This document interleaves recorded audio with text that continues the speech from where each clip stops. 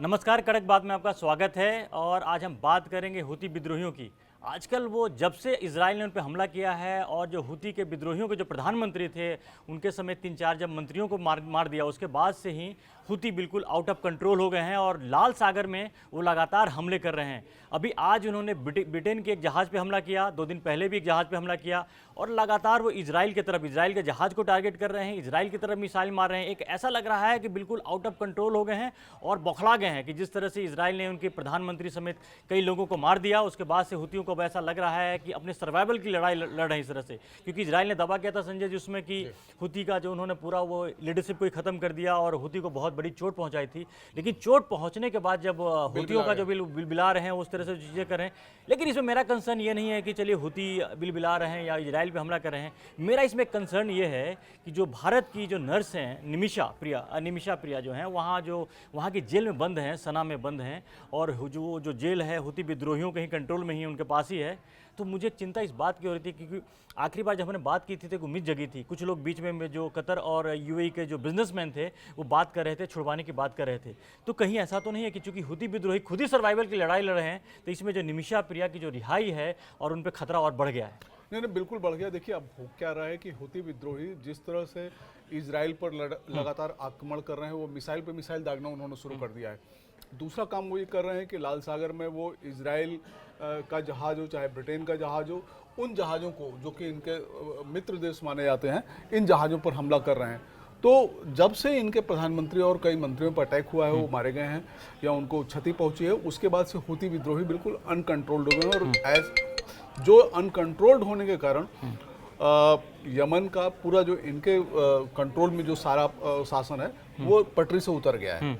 और इसकी वजह सही बात है कि जब वो पटरी से उतर गया तो उनका मुख्य ध्यान अब निमिषा के ऊपर तो बिल्कुल भी नहीं है। और कौन बात करेगा उनसे? कैसे बात करेगा? और वो अब शायद ही कोई उनसे बात कर पाए, कुछ हो पाए, क्योंकि अब उनका पूरा डाइवर्ट ही हो गए हैं। वो उनकी प्राथमिकताएं बदल चुकी हैं। तो निमिषा सही बात है कि एक बार फिर से फंस गई हैं। मैंने उनका लगता है कि किस्मत जो है ना बार बार जैसे लगता है कि एक बार किस्मत खराब हुई और ऐसी उम्मीद जग गई कि वो छूट जाएंगी। उसके लिए काफ़ी कोशिशें हो रही है, भारत सरकार भी काफ़ी कोशिश कर रही है, कई बिजनेसमैन कोशिश, केरला के काफ़ी लोग कोशिश कर रहे हैं। लेकिन ऐसा लग रहा है क्योंकि किस्मत बार बार धोखा दे रही है। पिछली बार भी ऐसा लगा कि बातचीत पॉजिटिव होने वाली है, कुछ समय छूट जाएंगी। इसी बीच में इजराइल के हमले से सारा जो है उथल पुथल मच गया वहाँ पर सना में और यमन में। तो वहाँ जो स्थिति, वहाँ के हालात बहुत ही ख़राब हो गए हैं। एक डर ये भी है इसमें लगता है संजय जी कि अब इजराइल ने जब इस तरह से ऑफेंसिव हो गया, हुतियों के खिलाफ में हो गया, तो ऐसा भी हो सकता संभव है कि इजराइल और हमले करे। और उस हमले में करने के जब आप मिसाइल मारते हो, जो बाकी अटैकर, क्योंकि ऐसा तो नहीं कि इजराइल की कोई यहाँ पे सेना गई है, एयर स्ट्राइक भी होगी, तो वहाँ पर जेल के अंदर भी निमिषा की वहाँ पर खतरा, उनके जान पे जान का खतरा होगा। बिल्कुल। देखिए, दो चीज़ तो पक्की है कि अगर हुतियों के पास इतनी ताकत नहीं है कि वो इजराइल को टारगेट कर सकें या इजराइल पर हमला कर सकें, और इतनी ताकत भी नहीं है कि लाल सागर में जिस तरह से वो जहाज़ों को निशाना बना रहे हैं उस पर लेकर के अगर उनके ऊपर कोई कार्रवाई कर पाएँ तो भी वो नहीं झेल पाएंगे। तो ये तो है। और इजराइल पलटकर उन पे हमला जरूर करेगा, जो इजराइल की अपनी पॉलिसी है और अपनी नीति है। तो इजराइल ने जहां उनके ऊपर हमला करना शुरू किया, पूरा का पूरा यमन का सब कुछ बदल जाएगा। उनका सारा ध्यान फिर अपने डिफेंस पे चला जाएगा और इजरायली मिसाइलें इतनी ज़बरदस्त हैं कि पूरा का पूरा यमन, जो कि हुती विद्रोहियों के कंट्रोल में आता है, असुरक्षित हो जाएगा। तब वहाँ की जेलों पे मिसाइल गिरती हैं, नहीं गिरती, कहाँ गिरे किसको क्या पता? हाँ, कहाँ गिरती है किसी को कुछ नहीं पता। तो पूरा का पूरा माहौल बदल गया है और इस माहौल में निमिषा की पैरवी करने वाले लोग फिर एक बार ठगे से हैं। उनको समझ में नहीं आ रहा है कि अब वो कहाँ किससे बात करें। निमिषा जेल में कब छूटेंगी, कैसे छूटेंगे, उनका भविष्य क्या होगा, एक अधर में चला गया है। और हकीकत ये भी है धर्मेंद्र जी की वहाँ की जेलें महिलाओं के रहने के लायक हैं भी नहीं। वो तो ऐसे खतरे में, ऑलरेडी खतरे में हो। यमन की जेलों को एक तो दुनिया की सबसे खराब जेलें कहा जाता है और महिलाओं के लिए और भी बदतर है। तो एक डर ये भी है, जैसे आपकी बात के अगर मैं मानूं तो डर ये भी है कि अगर ज़्यादा समय अगर वो जेल में रहें तो उनके लिए जीवन वैसे ही बहुत मुश्किल हो जाए। तो कहीं ऐसा ना हो कि उनकी सुरक्षा, तो मतलब हर तरह से चारों तरफ से उनकी सुरक्षा पे खतरा है। और जब सवाल है कि हुती अपनी सर्वाइवल की लड़ाई के लिए लड़ रहे हैं तो उनको क्या फ़र्क पड़ता है कि निमिषा छूटें या ना छूटें। अब अब फिर वही वाली बात आती है कि जिसमें बार बार मैं कह रहा था, एक जो इसमें एक जो मुझे और उम्मीद की किरण ये नज़र आती है कि अभी जो एससीओ के दौरान में भारत ने इजराइल के खिलाफ जो निंदा प्रस्ताव हुआ है उस पर साइन किया है और ईरान पे हुए हमले पर भारत ने उसकी आलोचना की है, तो शायद इससे एक नज़र आती है कि कम से कम उनको ये दिखे मैसेज आया कि भैया कम से कम चलो भारत ने कम से कम इजराइल के हमले का विरोध तो किया। बिल्कुल, देखिए ये इजराइल के हमले का विरोध करना भारत ने जो किया, भारत ने अपने एक महत्वपूर्ण भारत की जो लाइन थी कि भारत, आप देखिए, पिछले कुछ सालों से इजराइल का विरोध नहीं कर रहा था और किसी भी मंच पे इजराइल की आलोचना नहीं करता था और किसी भी ऐसे मेमोरेंडम पर या डिक्लेरेशन पर साइन नहीं करता था।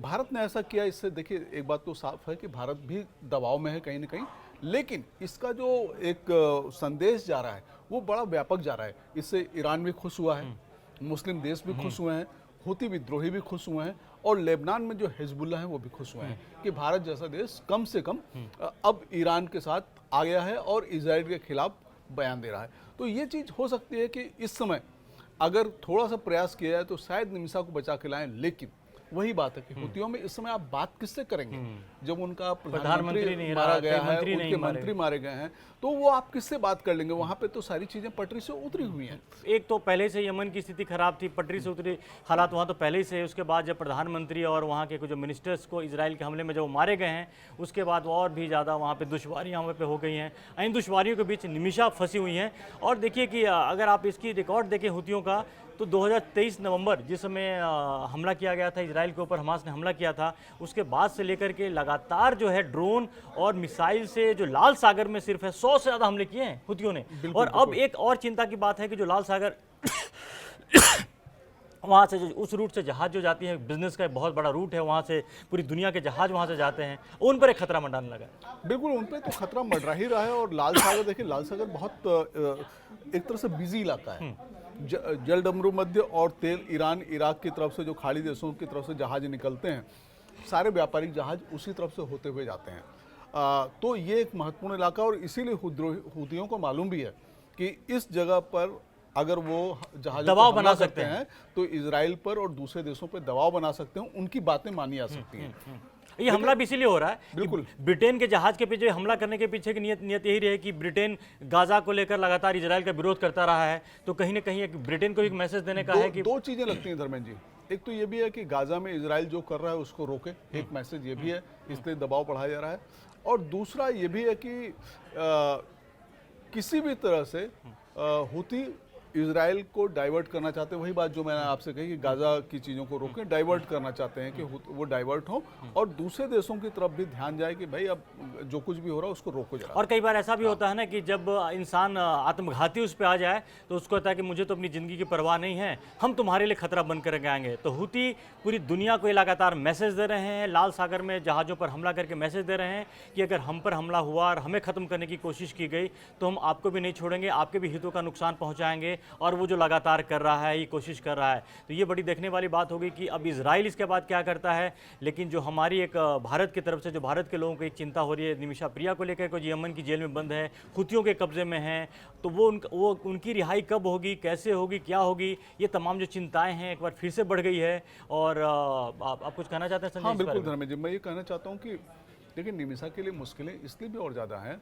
क्योंकि इस समय जो यमन की जेल है सना में जहाँ वो बंद हैं, अगर वो बीमार हो जाती हैं तो उनकी कोई देखरेख करने वाला नहीं है, उनको कोई दवा देने वाला नहीं है, वहाँ कोई तीमारदार नहीं मिलेगा, वहाँ की सफाई जेलों की अच्छी रहती नहीं है, खाने पीने को महिला कैदियों की हालत बहुत ख़राब, उनको खाने पीने को ढंग से नहीं मिलता है। तो इन हालात में तो निमिषा अपने आप बीमार भी होंगी और गंभीर रूप से बीमार हो सकती हैं। एक अलग खतरा उनके ऊपर मंडराना शुरू हो चुका है। तो संजय जी ये बता रहे हैं कि बेसिकली जितना ज़्यादा समय बीतेगा निमिषा की जान पर खतरा बढ़ता जाएगा, तो जितनी जल्दी उनकी रिहाई हो जाए उसी में भलाई है।